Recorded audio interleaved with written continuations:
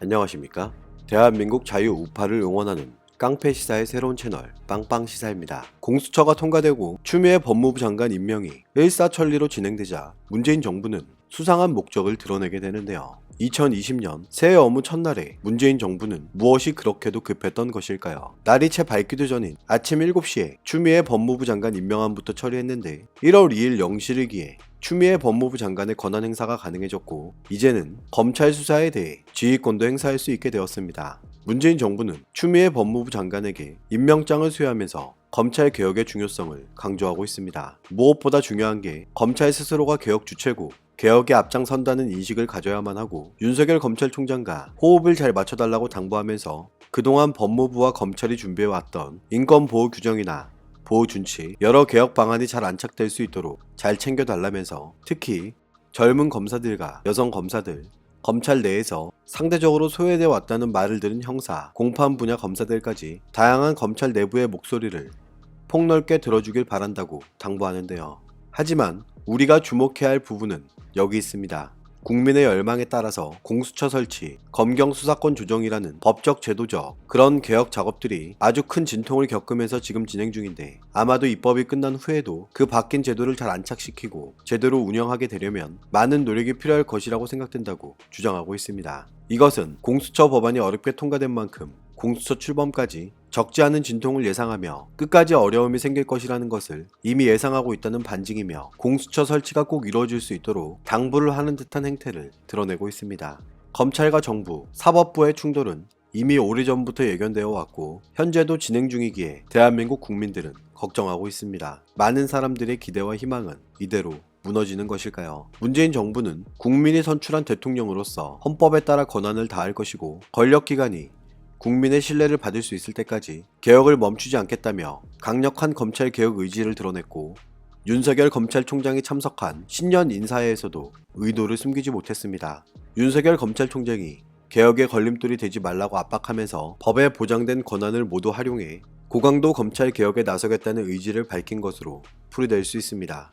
문재인 정부가 추미애 장관을 임명하면서 법무장관이 검찰 사무의 최종 감독자라고 말하면서 검찰 내부에서는 불만의 목소리가 적지 않게 나오고 있습니다. 인사권자를 가진 두 사람이 노골적으로 검찰 개혁을 거론한 건 현재 검찰이 문재인 정권에 대한 수사를 압박하려는 의도라고 오해를 받을 수 있는 상황을 스스로 만들어가고 있습니다. 헌법에 따라 권한을 다할 것이라는 것은 무엇을 뜻하는 것일까요? 대통령이라는 직책을 이용하여 공수처나 검찰 개혁에 반대하는 이들에 대해 검찰과 경찰 등 권력기관에 대해 행사할 수 있는 헌법상 권한에 인사권이 포함되어 있기 때문에 고위 간부급 인사 교체가 급격하게 이루어지지 않을까 걱정되는 지금입니다. 법무부 장관에 임명된 추미애는 이때다 싶었던 것일까요?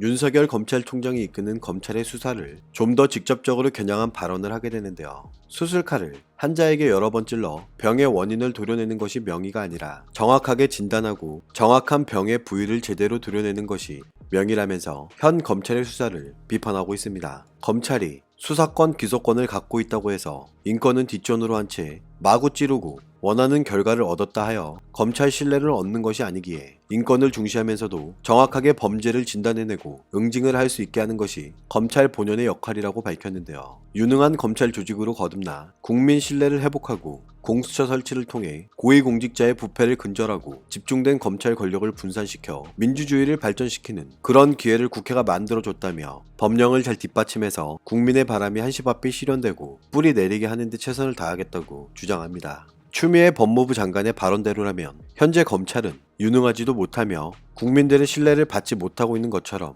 들리게 하는데요. 추미애 장관의 발언은 현재 진행되고 있는 문재인 정권 관련 수사에 대해 불편함을 드러낸 것으로 볼 수 있으며 그 수사 대상에 본인을 비롯한 정권 주요 인사들이 포함되어 있다는 점과 검찰 인사 직전이라는 점을 감안하면 충분히 비판받을 수 있는 상황입니다. 문재인 정부와 추미애 법무부 장관이 공개적으로 검찰을 강력하게 압박하면서 윤석열 검찰총장의 입장에 많은 사람들은 관심을 보이고 있습니다.